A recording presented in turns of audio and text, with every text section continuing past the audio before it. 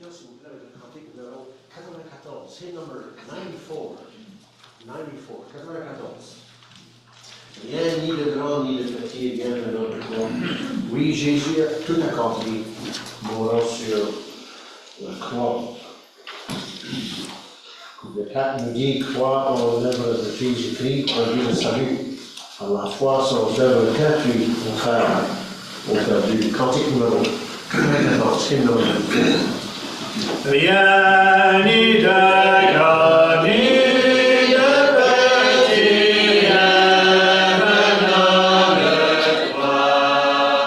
Oui, Jésus a tout accompli mourant sur la croix. Tout est accompli, Jésus dit, rien à ajouter. Ô pécheur comme il est écrit, vas-tu écouter? Car de son trône il descendit afin de mourir.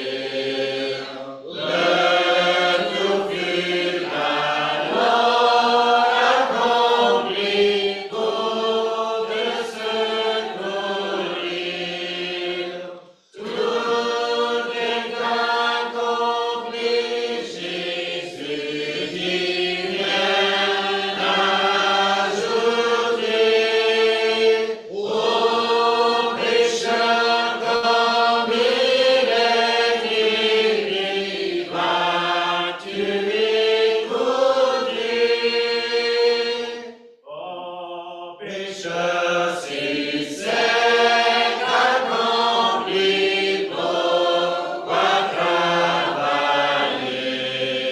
Cesse d'agir, tout fut fini, oui, longtemps passé. Tout est accompli, Jésus dit, rien à ajouter. Ô pécheur comme il est écrit, vas-tu écouter? Gloire en l'œuvre de Jésus-Christ, produit le salut. Par la foi sans œuvre gratuite, honneur ou perdu. Tout est accompli, Jésus dit, rien à ajouter.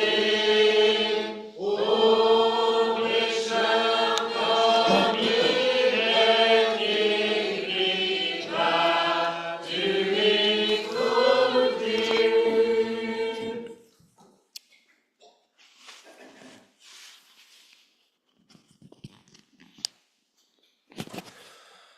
Encore une fois, on voudrait souhaiter la bienvenue à ceux qui se sont déplacés ce soir pour venir entendre l'Évangile.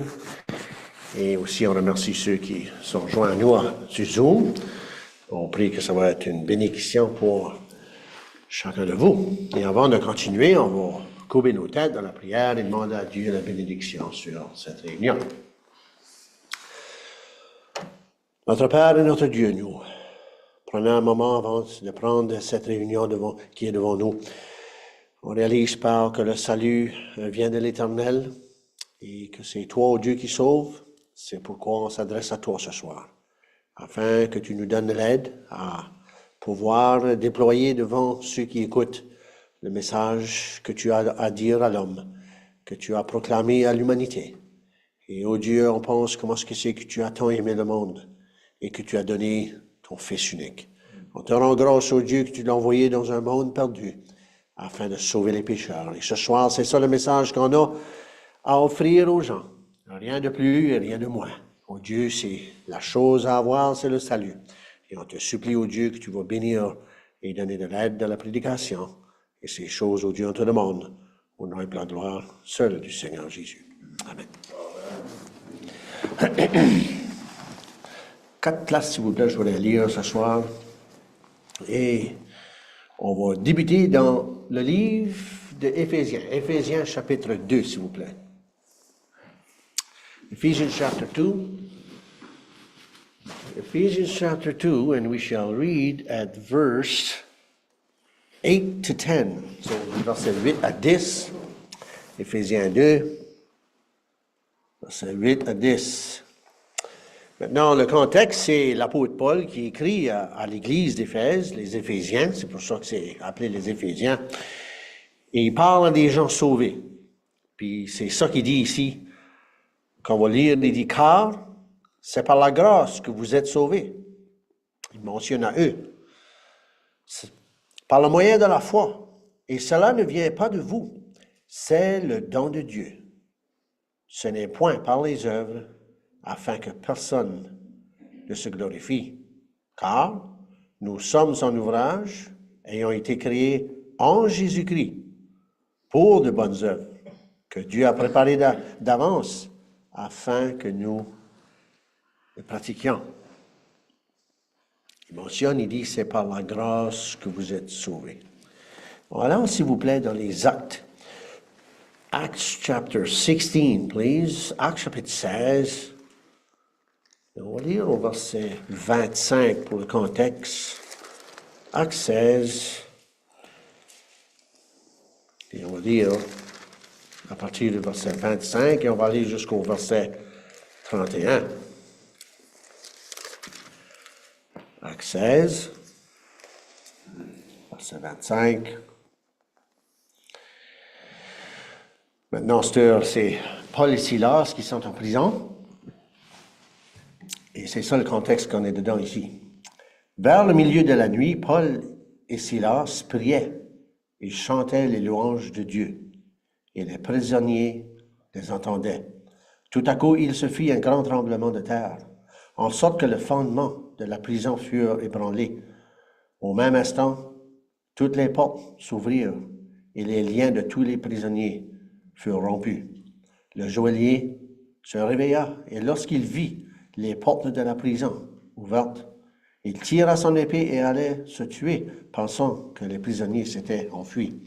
Mais Paul cria d'une voix forte, « Ne te fais point de mal, nous sommes tous ici. » Alors le geôlier, ayant demandé de la lumière, entra précipitamment et se jeta tout tremblant aux pieds de Paul et de Silas.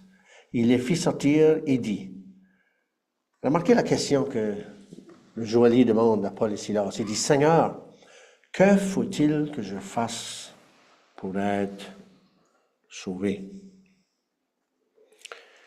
Que faut-il que je fasse pour être sauvé? Retournez quelques chapitres avant, s'il vous plaît, au chapitre 9. Now, the same book at chapter 9. Chapitre 9, Acts chapter 9.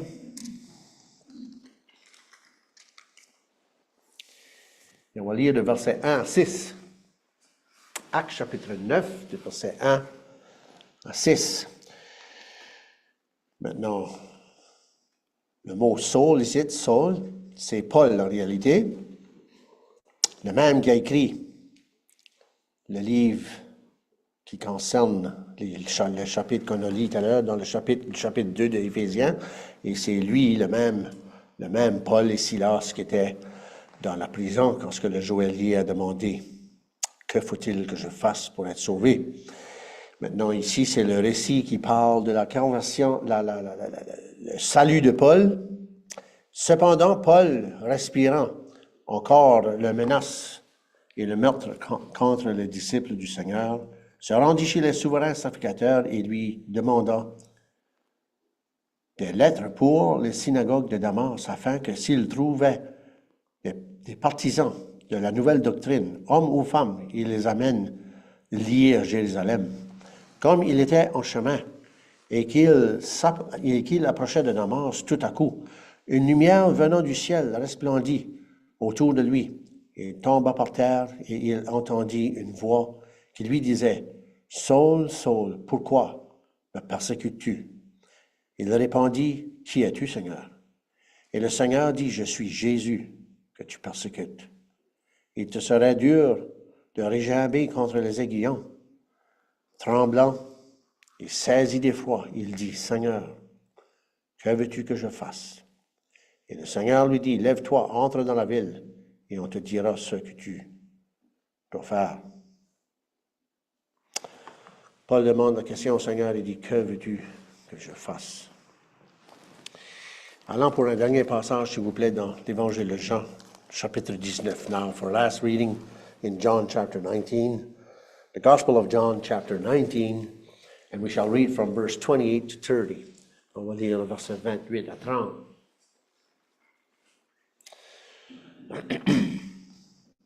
Maintenant, le contexte, c'est le Seigneur Jésus-Christ sur la croix. Il parle aux disciples qui est Jean, il parle à sa mère, puis ensuite il dit, au verset 28, « Après cela, Jésus, qui savait que tout était déjà consommé, dit, afin que l'Écriture soit accomplie, « J'ai soif. » Il y avait là un vase plein de vinaigre. Les soldats en remplirent une éponge, et l'ayant fixée à une branche d'hysope, ils l'approchèrent de sa bouche. Quand Jésus eut pris le vinaigre, il dit, « Tout est accompli. » Ou bien, « Tout est payé. Tout est fait. » Il baissant la tête, il a rendu l'esprit. C'est tout ce qu'on va lire ce soir. Et on s'appuie sur le Seigneur pour de l'aide, pour essayer d'emporter les choses que j'ai sur le cœur concernant les choses qu'on a lues ce soir. Deux questions. Deux questions qu'on a lues à propos ce soir, que deux hommes, Paul et le joaillier, qui ont demandé. Le joaillier demande, « Que faut-il que je fasse pour être sauvé? » Où il dit, « Seigneur. » Il n'y a pas Paul et Silas, « Seigneur. » Puis aussi l'apôtre Paul. Après la conversion, après avoir été sauvé, il demande une question au Seigneur. Il dit, « Que veux-tu que je fasse? » À la surface, ça paraît la même chose, n'est-ce pas? Ça paraît la même question.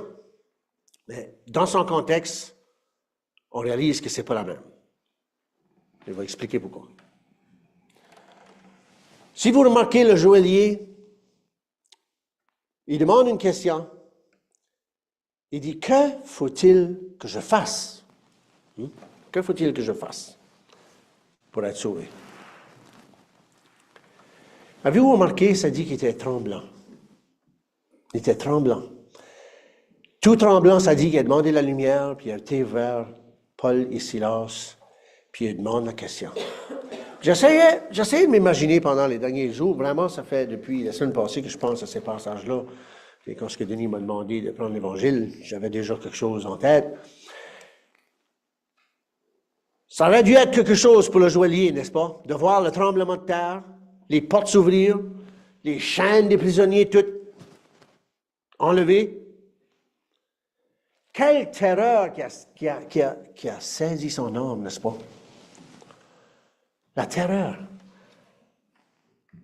Et tout tremblant, il arrive devant Paul et Silas et dit, « Que faut-il que je fasse? » Sans doute, peut-être que si la question aurait été demandée à n'importe qui ici, on aurait dit, « Well, comme qu'on entend parler dans le monde, n'est-ce pas?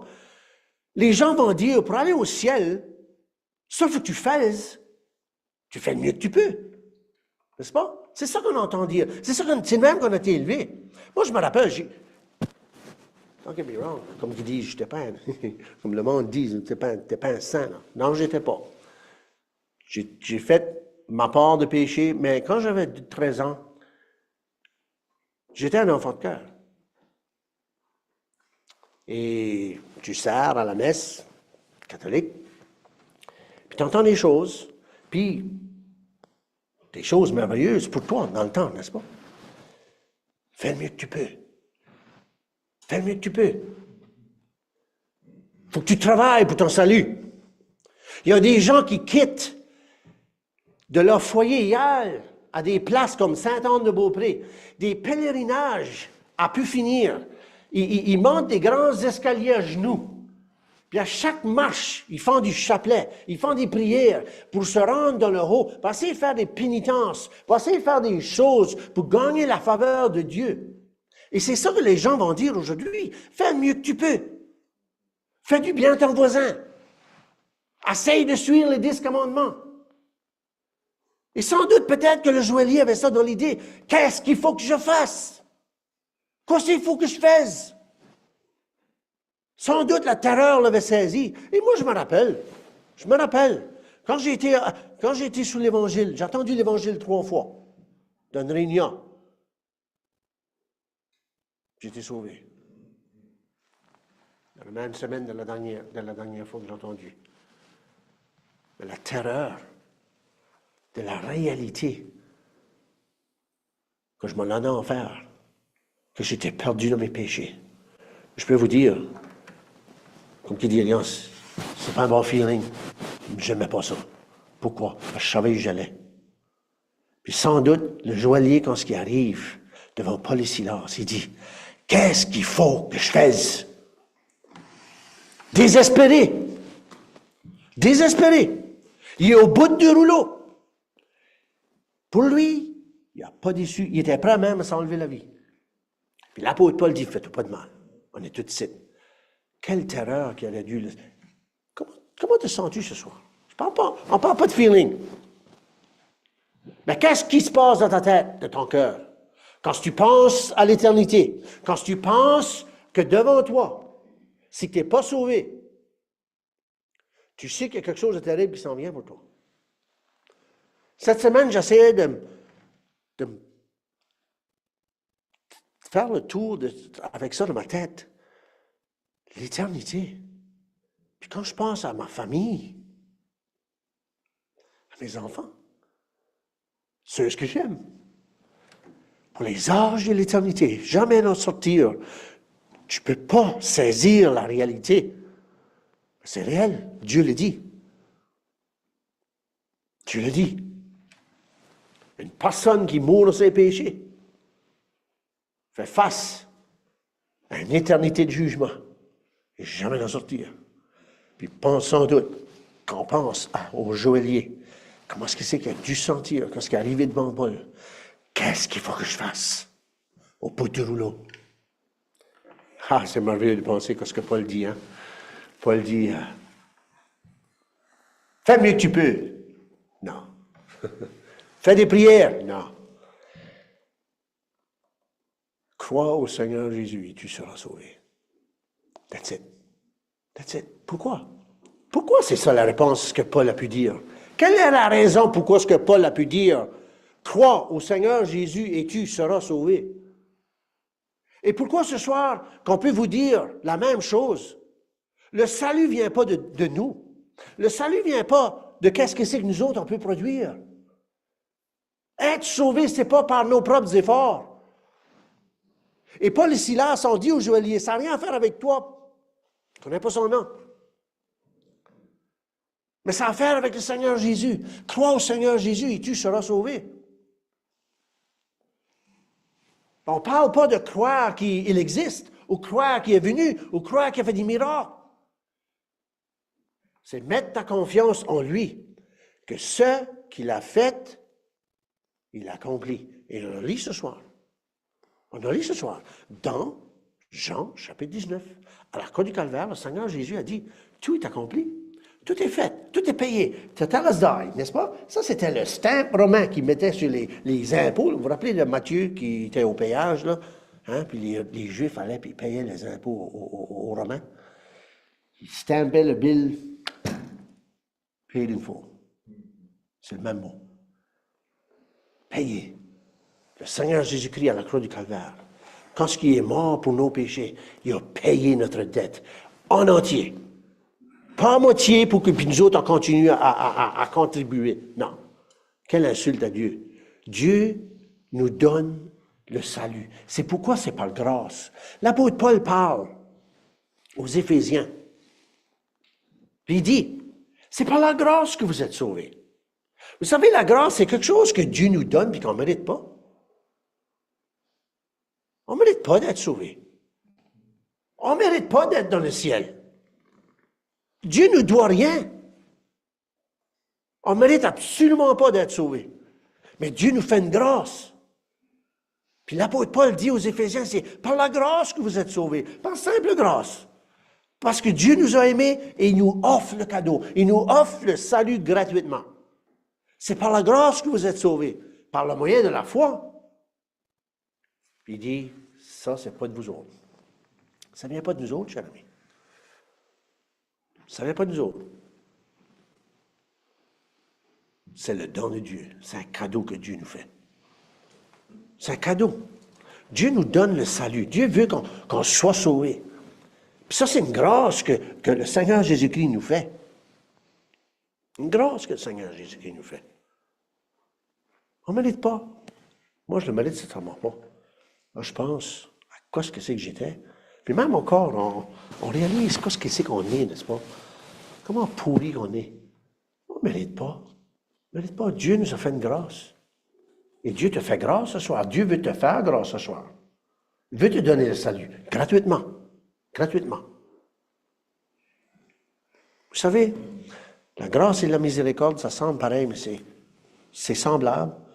Mais la grâce, c'est quelque chose que Dieu nous donne, puis qu'on ne le mérite pas. Ça, c'est le salut. C'est être sauvé. Mais la miséricorde, c'est que Dieu ne nous donne pas ce qu'on mérite. Comprenez-vous? La grâce, c'est quelque chose qu'on ne mérite pas. Il nous le donne. Puis la miséricorde, c'est que Dieu ne nous donne pas ce qu'on mérite. C'est quoi? Sa colère. Son jugement. On mérite son jugement. On mérite d'être jugé pour les âges de l'éternité. Puis si tu ne peux pas comprendre ça ce soir, si tu ne peux pas accepter ça ce soir, il faut que tu comprennes que ce que Dieu va faire de toi si tu n'es pas sauvé, c'est juste. C'est juste. Puis il faut que tu viennes en terme avec Dieu. Arrête de t'opposer. Arrête de te rebeller. C'est quand ce que c'est que tu viens en terme avec Dieu, puis tu dis à Dieu, de tout ton cœur, tu réalises que tu es pécheur. Mais pas seulement pécheur, mais que tu es pécheur perdu et que tu le mérites. Tu mérites son jugement. Tu mérites d'être banni de sa face pour l'éternité. Tu mérites d'aller au grand trône blanc, puis les temps de feu. Tu mérites ça. C'est quand tu viens en terme avec Dieu. C'est ça la repentance. C'est ça la repentance. Es-tu repentant ce soir? Es-tu convaincu de ton cœur que c'est ça que tu mérites?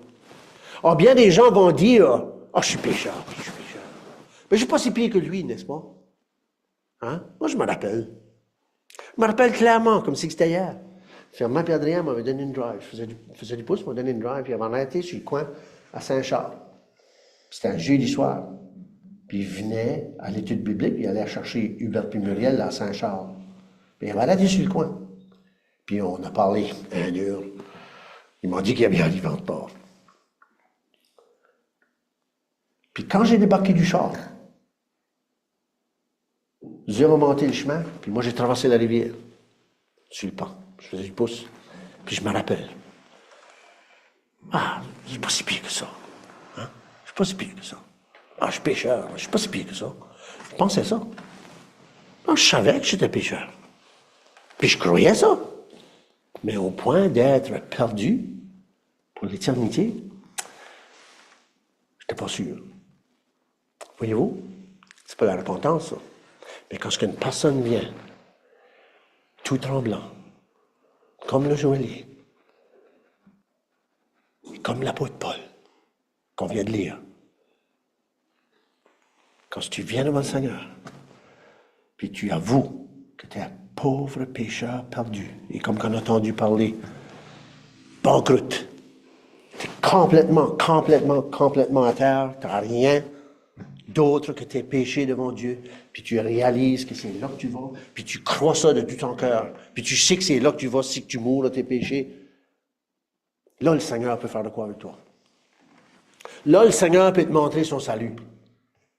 Là, le Seigneur peut te réveiller. Il peut te montrer sa grâce. Et quand ce que c'est que l'apôtre Paul parle aux Éphésiens, c'est ça qui les avait arrivé. Ils avaient été sauvés. Eux s'avaient repenti. Eux avaient cru à la bonne nouvelle. C'est pourquoi il dit que c'est par la grâce que vous êtes sauvés. Et vous, ce soir, c'est par la grâce que vous pouvez être sauvés. Et vous savez, il y a bien des gens qui aimeraient bien d'être sauvés. Il y a bien des personnes qui aimeraient être sauvées. Mais qu'est-ce qu'ils pensent?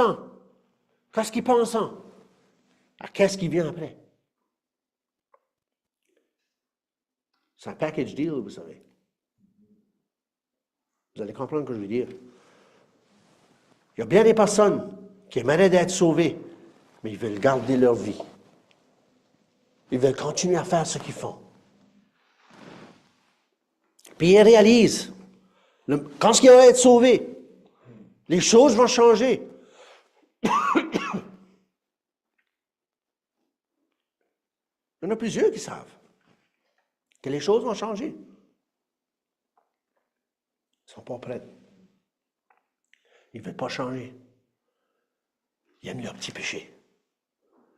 Ils aiment faire ce qu'ils veulent. Ils ne sont pas prêts à être sauvés puis laisser aller leur vie. Écoutez bien. Vous vous rappelez l'histoire dans Exode chapitre 12? Quand c'est que les Israélites devaient prendre le sang de l'agneau puis l'appliquer sur les deux poteaux puis le linteau de la porte. On est préoccupé, cher ami, on est préoccupé de l'ange destructeur qui allait passer puis tuer les premiers-nés. Si tu voulais être sauvé, il fallait que tu ailles dans la maison avec le sang sur la porte. Et il y a d'autres choses que ça faisait, ça. Pas seulement les sauver, mais ça les délivrait de l'esclavage. Ils étaient sortis de l'Égypte. Ils avaient fini avec le monde. Et puis c'est ça qui arrive avec l'apôtre Paul.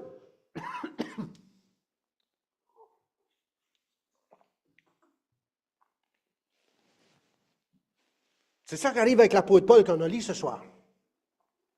La question que l'apôtre Paul demande, c'est quoi? Après qu'il a été sauvé, Seigneur, que veux-tu que je fasse? Il était prêt à obéir. Il appelle le Seigneur Jésus-Christ son Seigneur. Ça vient avec. Puis il y a bien des gens qui ne sont pas prêts. Il y a bien des gens qui ne sont pas prêts à être sauvés. Oh, nous ne voulons pas que cet homme règne sur nous, comme on lit dans les évangiles. L'apôtre Paul, après le salut, c'est merveilleux de penser. C'est plus qu'est-ce que moi je veux. Hein? Non, Seigneur, qu'est-ce que toi tu veux? Qu'est-ce que toi tu veux? Que veux-tu que je fasse? C'est toi qui décides, Seigneur. Je t'appartiens. Tu es mon sauveur. Je t'appartiens, Seigneur. Qu'est-ce que toi tu veux que je fasse? Il y a des gens qui ne sont pas prêts à faire ça. Ils vont laisser le salut passer entre leurs doigts parce qu'ils aiment leur vie. Ils aiment leur péché. Ils ne veulent pas la vie chrétienne. Oh, ils aimeraient être sauvés quand ils pensent. Hein? Ils ne sont pas prêts. Il n'y a aucune repentance qui prend place. C'est-tu de même que toi, tu n'es pas prêt à faire le pas. Tu n'es pas complètement au bout. Tu n'es pas comme le joaillier. La terreur ne t'a pas saisi encore. Puis moi, je me rappelle, dans les semaines que j'ai entendu l'Évangile, couché sur le côté de la fenêtre, jusqu'à je demeurais. Puis il y avait à peu près un pied entre la fenêtre et le plancher. C'était un gros picture window. J'avais un oreiller, puis j'étais collé là, puis c'était le coucher du soleil, puis je me rappelle comme c'était hier. La terreur dans l'âme de penser que je m'en allais en enfer, puis je regardais le soleil descendre. Puis je disais, Seigneur, c'est-tu possible que c'est là que je vais finir? La terreur m'avait saisi. Je ne voulais pas y aller. Ah, je le méritais. Je ne voulais pas y aller. C'est-tu là que tu es rendu? Mais tu es rendu là encore. La réalité, t'as-tu saisi?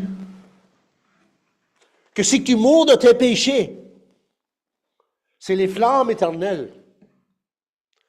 Cher ami, ce soir, l'apôtre Paul, pourquoi est-ce que l'apôtre Paul a pu dire au joaillier, crois au Seigneur Jésus et tu seras sauvé? Ah, c'est parce que le Seigneur Jésus-Christ à la croix du Calvaire, il a dit, tout est accompli. Nous autres en pensent, c'est terrible. Puis c'est vrai. C'est vrai que c'est terrible. De penser comment est-ce que les hommes ont osé mettre la main sur le Seigneur Jésus pour le faire souffrir. Ils ont arraché la barbe, ils ont mis une couronne d'épines sur la tête, ils l'ont frappé. Un coup de roseau dessus. Je ne peux pas m'imaginer. Et je lisais à propos dans cette région-là, les épines, les sortes d'épines qui poussaient. C'était des épines qui pouvaient pousser jusqu'à 4 pouces de long. C'était gros comme un crayon, quasiment. Sur des arbres qui pouvaient pousser jusqu'à 30 pieds de haut. Sans doute, c'était des épines de même qu'ils ont utilisées pour faire la couronne. Pouvez-vous vous imaginer si c'est ça que c'était? Terrible. En moquerie, en coup de poing, fouetter le dos. Le Seigneur Jésus ne ressemblait plus à un homme. Parce que c'est que Pilate l'a présenté devant la foule, qui portait le manteau de pourpre. Quelle honte qu'ils ont fait de lui. Ça a dû être terrible. Mais cher ami, on ne peut pas décrire les souffrances du Seigneur Jésus à la croix du Calvaire. Parce qu'est-ce que c'est qu'il a été à la croix? Et que le soleil s'est obscurci, ça dit. Les ténèbres sont venues. Le Dieu a jugé le Seigneur Jésus. Dieu a jugé le Seigneur. Là, ce que l'homme ne pouvait pas voir. Et ce que l'homme ne peut pas comprendre. Et peut-être, fort probable, on ne comprendra jamais. On ne comprendra jamais. Pendant les âges et l'éternité, on va voir les marques dans les mains et les pieds. On ne pourra jamais comprendre. Jamais. Quelle était la souffrance du Seigneur Jésus à la croix? Mais qu'est-ce que c'est qu'on va être pris avec? C'est qu'il m'a aimé et qu'il s'est livré lui-même pour moi. Et pour les âges et l'éternité, on va l'adorer pour ce qu'il a fait pour nous. Tu veux-tu être là, toi? Ou bien tu aimes encore tes petits péchés, puis tu n'es pas prêt. Tu n'es pas prêt. Rappelez-vous de l'apôtre Paul. Le joaillier a demandé, que faut-il que je fasse pour être sauvé? L'apôtre Paul avait une réponse directe. Crois au Seigneur Jésus, tu seras sauvé. Et cher ami, ce soir, ce n'est pas différent pour toi. Veux-tu être sauvé? Crois au Seigneur Jésus. C'est pour ça qu'on a lu dans Éphésiens, verset 10. Chapitre 2, verset 10. C'est comme l'apôtre Paul. Que veux-tu que je fasse? Vous savez, c'est pas pénible de faire des choses pour le Seigneur. Après qu'on a réalisé qu'il est mort pour nous à la croix, puis qu'il a donné sa vie pour nous, puis on lui appartient. Seigneur, que veux-tu que je fasse? On est prêt à faire n'importe quoi. N'importe quoi. Puis c'est ça que Éphésiens 2, verset 10 dit. Des choses que Dieu a préparées pour nous. On est content de le faire. On est content de le faire. Et vous, chers amis, si vous arrêtez, si vous laissez passer le salut entre vos doigts à cause que c'est que vous ne voulez pas vivre la vie chrétienne, vous ne serez jamais sauvé. Jamais. Mais quelle joie que c'est. On ne voit plus les choses pareilles. On est content de faire les choses pour lui. Parce qu'il est notre sauveur. Il nous a aimés. Pourquoi est-ce qu'on ne l'aimerait pas? C'est pour ça qu'on fait des choses pour lui. On le fait de bon cœur. Parce que lui, il nous a aimés le premier. Chers amis, ce soir, il faut que vous soyez sauvés. Et comme l'apôtre Paul a dit, crois au Seigneur Jésus et tu seras sauvé.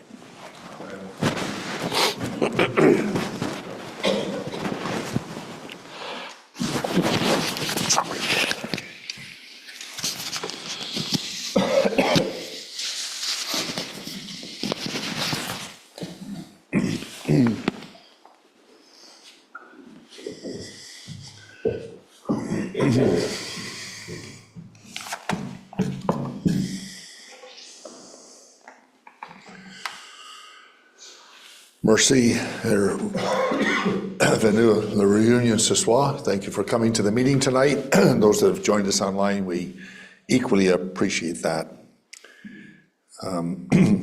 Brother Briston, just thinking of it now, sent me a note today. He says, had a new one on last night. He named the lady. I says, I've never met her, but I know her well. She's from New Zealand. So from New Zealand to New Brunswick, we're very glad to have you if you're with us tonight. And remind you of the meetings as they have been announced. I want to read tonight in Mark's Gospel, chapter 2. Gospel of Mark in chapter 2.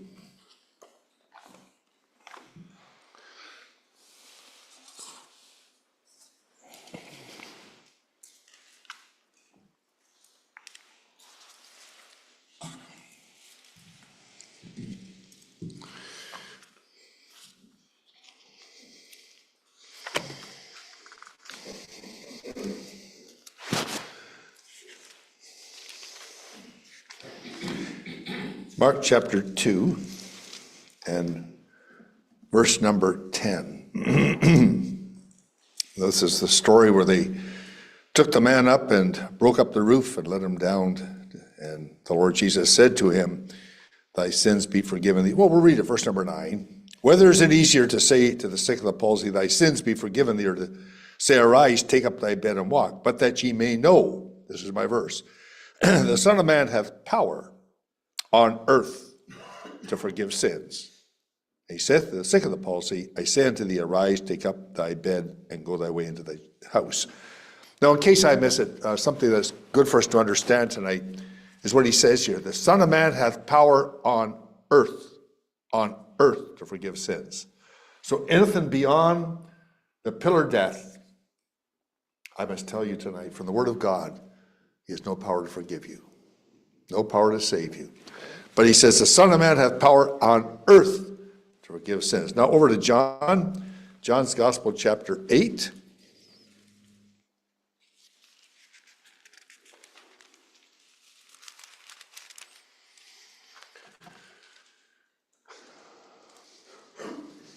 And verse 32. The Lord Jesus is the speaker. And ye shall know the truth, and the truth shall make you free. And they answered and said, we be Abraham's seed. We were never in bondage to any man. How sayest thou, ye shall be made free? Jesus answered them, verily, verily, I say unto you, whosoever committeth sin is the servant or the slave of sin. The servant abideth not in the house forever, but the Son abideth ever. Now, verse 36. If the Son therefore shall make you free, ye shall be free indeed. Now, chapter 19 for a final verse. Already read and referred to tonight very capably.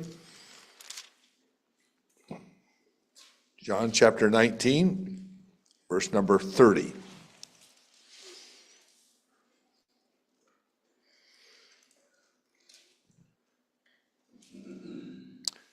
When Jesus therefore had received the vinegar, he saith, it is finished.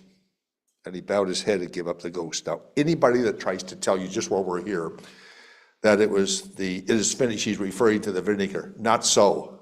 Go to your other Gospels. Makes it very clear that he tasted not the vinegar. So he's not talking about vinegar. He's talking about, as you've been hearing tonight from Brother George, it is finished, the work. I want to think tonight on power. Okay? I want to think of three things. Power to forgive, power to free, and power to finish.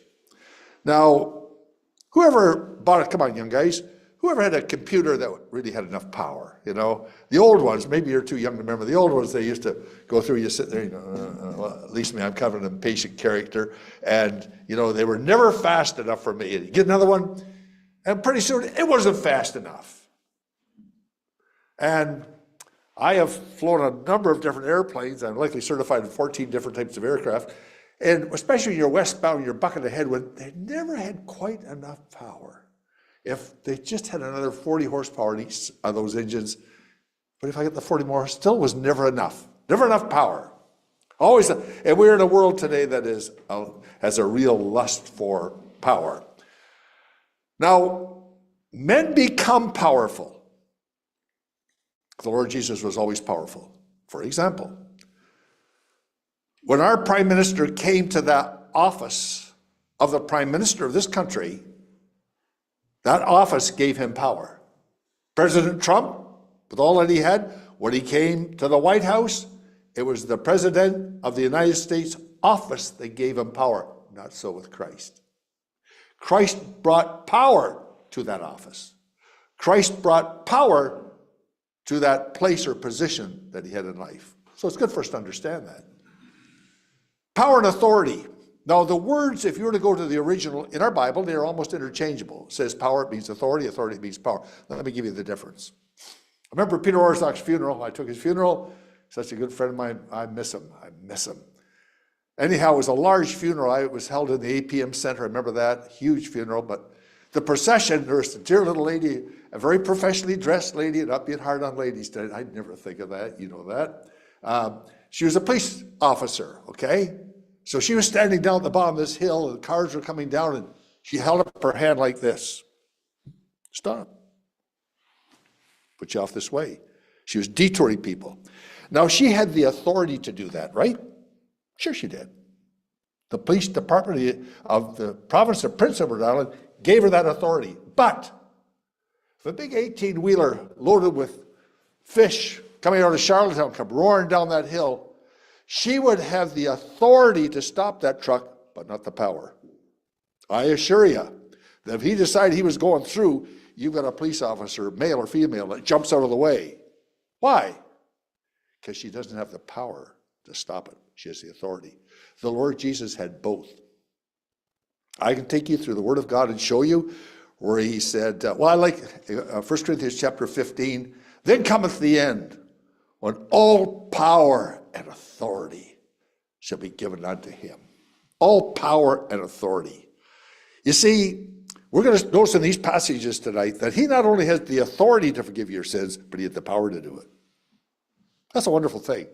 I rejoiced in that, reading that today, just thinking about it, we had I raced on a farm, we had farm tractors, and again, it was the same thing. We get diesels new. I remember John Deere 60 width through the 6430s and 8430s, big four-wheel Quonset tractors, and you hit the hard clay plowing, and you just had a little more power. Or the transports. You get those big hills coming back through the airline, and you're loaded. Oh my, Worst thing would be is if another truck of a different make passed you. Not enough power. You just like to have a little more because there's pride in it, not with the Lord Jesus. I can stand here and tell you online tonight and tell everybody in this audience, anybody in the world tonight, that the man we preach has ultimate power and authority. Blessed be his name. None can equal it. None can touch it. So we're going to notice that in these passages that we have read together tonight. So power means authority. From Pharaohs, the Herods, the Alexanders, all wanted power. They feel it would give them authority. When it comes to salvation, it's not the man that doesn't have quite enough. It's the man that has no power, without strength, okay? Not till we get to that end where we have no strength, no power, and certainly no authority. Does one come in and give us that? But I have to tell you tonight, the devil is power. The devil is power, but he doesn't have authority. I can show you where he's got power as the prince of the power of the air. He has control over the weather, control over certain things, but he doesn't have the authority. The Lord Jesus has both. That's why it speaks of a strong man that keeps the goods of his house in peace until a stronger than he comes. That's Christ. We'd be foolish. We'd be wasting our time tonight if George and I couldn't come here and stand on this platform with these other good brethren and tell you that we're preaching one that can forgive your sins without lifting a finger, without rising off your chair, without saying a prayer. Simply crying to God, God save me. God save me. Come to a point, the preacher has to do the same thing. On that little trailer, I've had to confess to God, God, I'm done. I can't save them. And I just appeal to God, God, save that man. He's a friend of mine. Save that woman. Known her for a while, and a short while, but save her. Save that boy. Save that girl. Save those people that just come in maybe from one meeting, whatever it might be.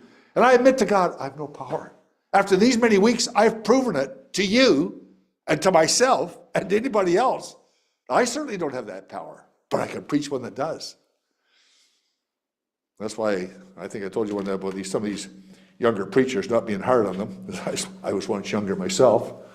But we would go into houses, and it was like Scott McLeod, who works out and a lot younger than I am, bigger and stronger, with this one house. And he says, I think I'll stay here in the car and be the getaway car. He says, well, thanks. Is he not coming in? No, he's a rough character. He says, that's just a bag of wind. Don't worry about it. He's not going to touch you. And besides, the Bible says, fear not him that is able to kill the body, and after that he has no more that he can do. But I'll forewarn you whom ye shall fear. Fear him that hath power to cast thee into hell. So all he can do is kill you. Yeah, they said, what about my wife and children? Well, what about mine too? So Scott stayed in the car.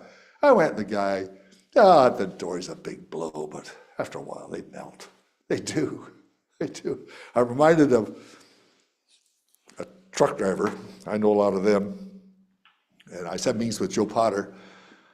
And it wouldn't surprise you, the truck was backed in there all shined up, and summertime, the door was open. I called in through the screen, who tries to drive this truck out of here? He come out and he says, tries to drive it? I drive it. I said, you don't try. No, he said, I know how to drive the truck. A voice from behind says, that isn't Murray McCandless, is it? I said, it is. She says, you get in here. So I came in. She went to school with one of our daughters. She says, what are you doing?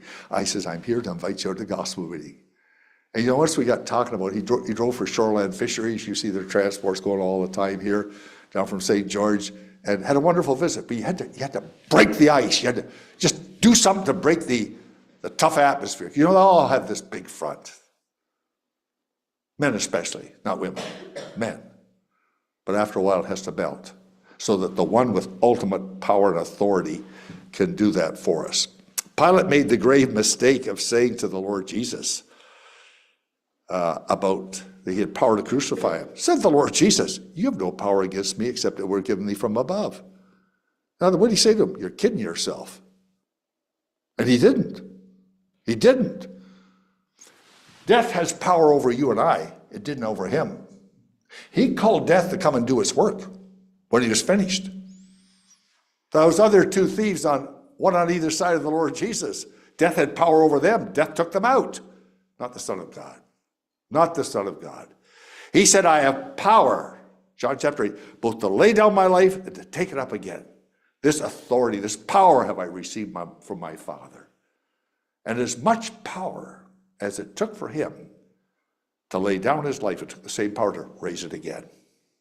Thank God today for a Savior like that. I can't believe it. People trusting in anyone or anything else other than the Son of God, which says, he demonstrated it.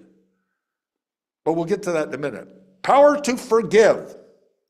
You know, Mark chapter 28, Jesus came and spake unto them, saying, all power is given unto me in heaven and earth. Luke chapter 12, thou hast no power except to cast into hell. He tells them that. John chapter 10, no man taketh it from me. No man, I lay it down on myself. I have power, as I've quoted to you, to lay it down and to take it up again. Romans chapter 1, verse 16, don't we love that verse? For I'm not ashamed of the gospel of Christ, for it is the power of God unto salvation. Do we realize tonight, Christians, how much power it took to keep us out of hell? Do we? Do we really understand the power that it took to keep us out of hell? I don't think I could, as they say, get my head around it. But it took the power of the Son of God himself. That's what the apostle said. 1 Corinthians chapter 1, we've all been into that, verse number 18. What's he say? The preaching of the cross is to them that perish foolishness, but to us which are saved is the powers. The word is dynamite unto salvation. Ultimate power. So that's what we read here, Mark chapter 2. They're starting to question. Can you forgive sins? Well, he says, what is it easier to do? Say to this man, rise, take up your bed and walk, or your sins be forgiven you? That's a fair question. What was harder for him to do? I'll think it through. Christians do. What was it harder for him to do? Say to that man, rise, take up your bed and walk, or thy sins be forgiven thee. The latter, thy sins be forgiven thee, because he had to go to Calvary to say that. He had power to say to that man, rise, take up your bed and walk. But that ye may know that the Son of Man hath power on earth to forgive sins, he says to him, rise, take up your bed and walk. The only reason they would know that he had that power is to see that man, wow, take up his bed and away go. I mean, the bed was carrying him up to that moment. Now he carries the bed. You see, that's the truth of salvation. Before a person's saved, there's a power. Well, we're going to come to it in a minute. We're slaves, servants of sin. We're slaves to it. We try to stop the cussing, but it's hard, isn't it? We try to stop this, and it's hard to do that. We try to make ourselves a little better. We can't. We need to trust the one who can give us the power, the enablement of being able to do that, And that's what the Lord Jesus said again in Hebrews chapter 2, speaking of his power. Forgiveness, what a great word it is. It placed the past beyond us forever, and it assures us of a future who do not deserve another day in life, all owed to his ultimate power. through the forgiveness. The paralyzed man on the stretcher begging his friends to, as they got that house, I think here's this man, I'll just go back to the story a bit. And the houses, they're packed. It's packed. I could see the man, hey guys, take me back. There's no way. Those are men that are like Christians we got right here in Shediac. They don't stop. Whatever it takes. Whatever it takes. Went up, they tore up the roof. The dust is falling down. You see people standing back. And if it was Peter's wife's mother's house, it was a pretty nice house. Who cared? And the bag comes right down the midst. I must have, I'd love to have seen that, okay? And he just looked at him and he said, your sins are forgiven. Isn't that a wonderful thing? That's a wonderful thing. I have encouraged people, pressed them to come to meetings but never took a man to a meeting in a bed yet, okay? If I had to, I'd do it, whatever it takes. There are men in a bed, I prayed with it, and I'd love to have taken them to hear the gospel. They didn't want to go. I wouldn't care if I had to carry the bed into the back of the hall and put it there. Better than dying and going to hell. There's nothing better than that. But that ye might know that the Son of Man hath power on earth to forgive sins. Only here on earth. Are we straight on that? Is that clear to you? I don't think it's getting through. I'm sorry, I don't think it's getting through. Only while you've got that breath coursing through your body, only while that pulse is beating and that heart in tune, does the Son of Man have power to forgive your sins. Something happens to you tonight, school tomorrow, whatever it might be. Before they could call 9/11, you'd be in one of two places, heaven or hell forever. That's why it's so important to have your sins forgiven. Now we go to the power to free. I love that in John chapter 8, those characters. Yeah, they said, we're Abraham's seed, and we are never in bondage to any man. That's exactly what they said. They said to him. Did they forget about the Egyptian bondage? What about the Babylonian bondage? What about the Syrian bondage? What about the Roman bondage? They were in it at the time. They said, we're never in bondage to any man. It wasn't worth the argument. That's why the Lord Jesus said, if the truth shall make you free, you shall be free indeed. Who's the one that said he was the truth? The Lord Jesus. I am the way, the truth, and the life. Now he says in verse number 35, don't you love the words? Christians, you gotta love it. If the Son shall make you free, you shall be free indeed. Former President Barack Obama issued the most pardons of any president in the United States. In fact, he issued more he was over the limit on them. They allowed it was over the limit. He had issued more pardons than the previous 11 presidents. When George W., not the senior, not George H.W., when George W. Bush came to power, he issued the least pardons of anybody, only 8. He sat down and he wrote out a pardon for those men. However, there was a man by the name of Isaac Robert Toucey. And they brought the thing before President Bush and they said, you're pardoning this man? Yeah, because he was a big push for the Republican Party. He's going to pardon him. Do you realize what he has done? President looked at it and says, I'm sorry, I didn't know that. I didn't have those details. And he had to revoke the pardon and send Isaac Robert Toucey back to prison. He didn't have all the facts. Do you realize the one that forgave our sins had all the facts? Didn't need to be informed of anybody. There are people in the Bible, they wanted to inform others of their sin. That John chapter 8 comes to mind. And again, when the woman that came into Simon Peter's house, and he didn't know she was a sinner. He knew that. But he wanted to forgive her sins. But Mr. Pharisee, Simon, oh no, he didn't need that. But he was able to forgive her sins.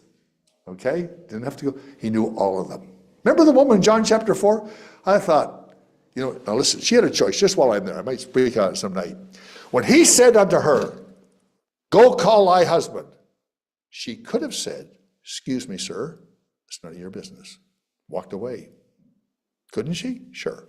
Died in her sins and gone to hell. But when he said, go call thy husband, she said, well, I don't have one. He says, that's right.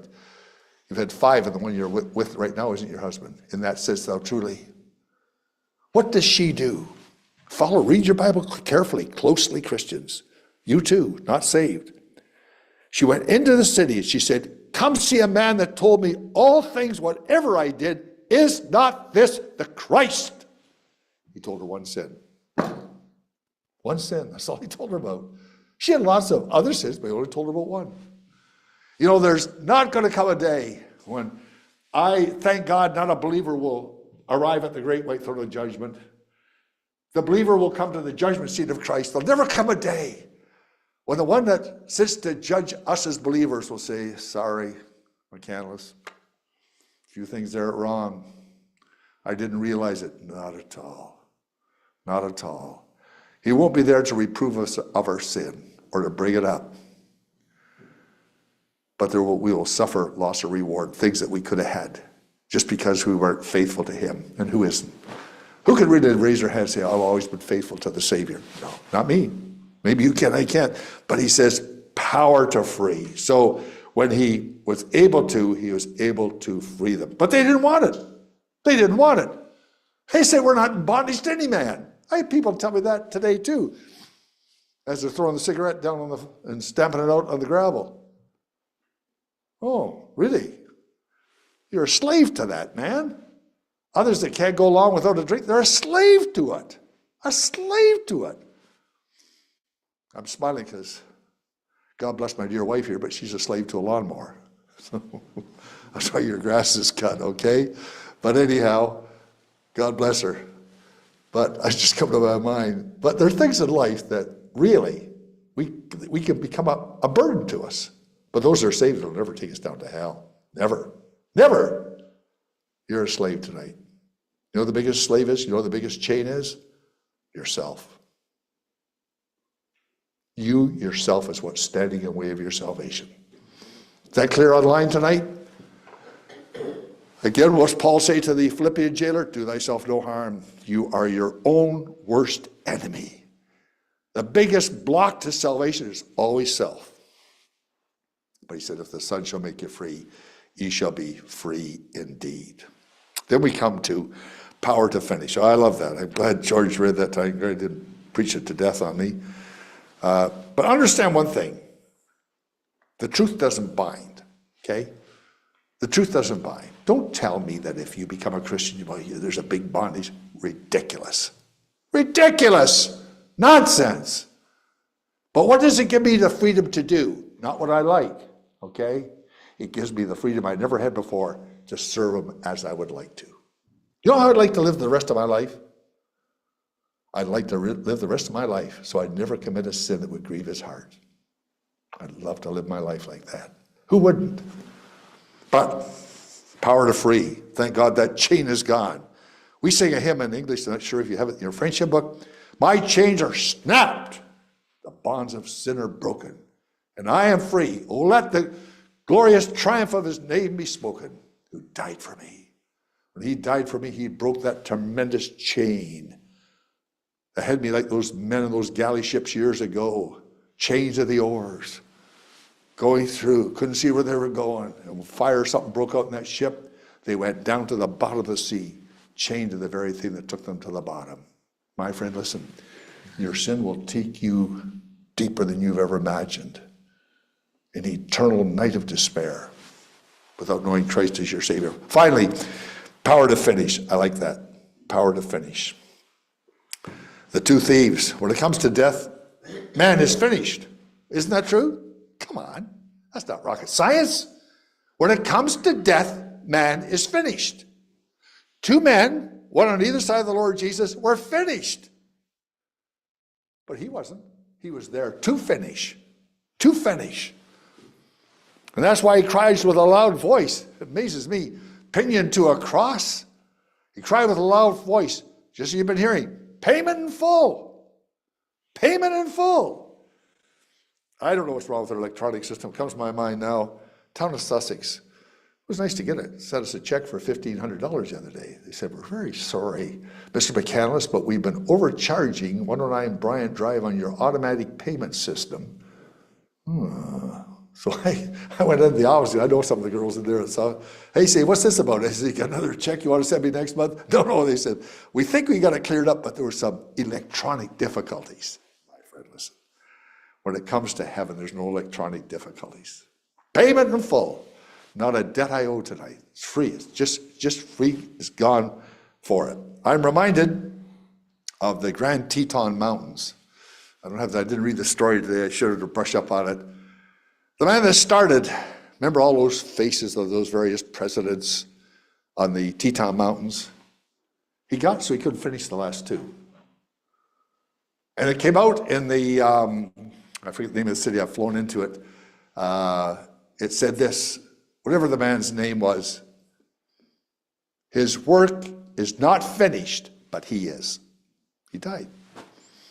There's other sculptors that came along and they finished the work that he couldn't finish.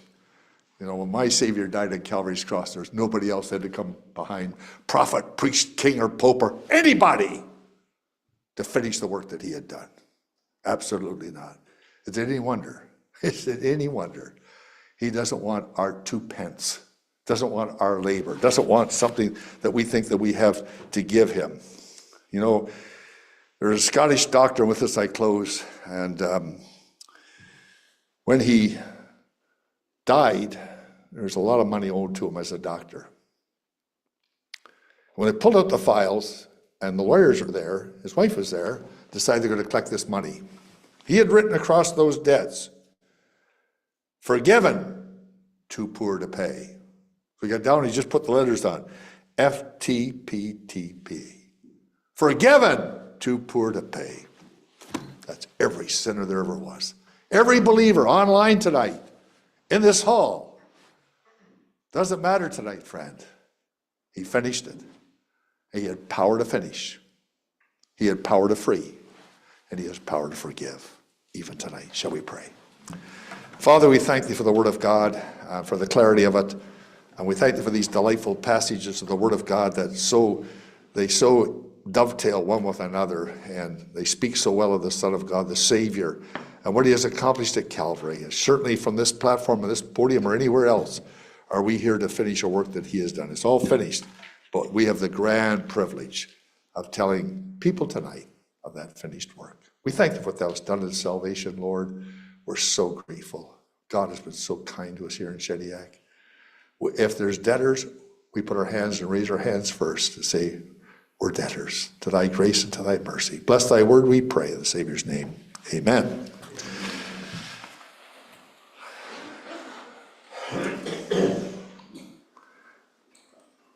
Now, our closing song tonight will be number 83, Quatre Vingt Trois.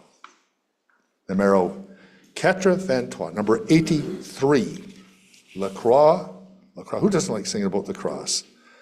Infâme me bois, le sauveur mourut. J'avoue le crucifix, le roi venu pour la pourdu.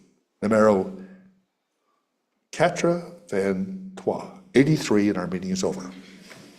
La toi